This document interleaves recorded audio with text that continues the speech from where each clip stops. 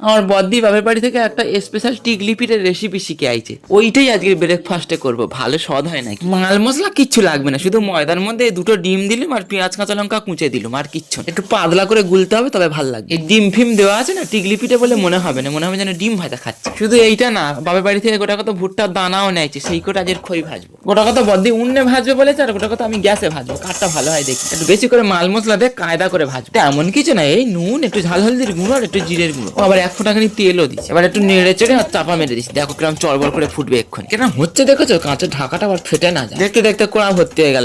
এবার চলো আমার বদ্দিটা কিরম হচ্ছে দেখে আসি। মাল মশলা কিছু দেয় না, শুধু 1 ফোঁটা তুমি নুন। আরে চারদিকে ছড়িয়ে যায় না বদ্দি? ছড়াবে কেন রে, কায়দা করে করতে হয়। ও বাবা, তোর থেকে আমার ভালো হয়েছে। দেখ এবার চলো গোটা কত কমেন্ট পড়ে শোনাই তোমাদের। পূজা মন্ডল বলেছে আমার বাপের বাড়ি উস্তির হাটে এসো, টাটকা শুটকি মাছ কিনে দেবো। না না, কিছু কিনে দিতে হবে না, উস্তির হাটে যাবো একদিন বাজার করতে। যদি কারোর সঙ্গে দেখা হয় ক্যামেরাটা ধরে দিও, তাহলে একটা কাজের কাজ হবে।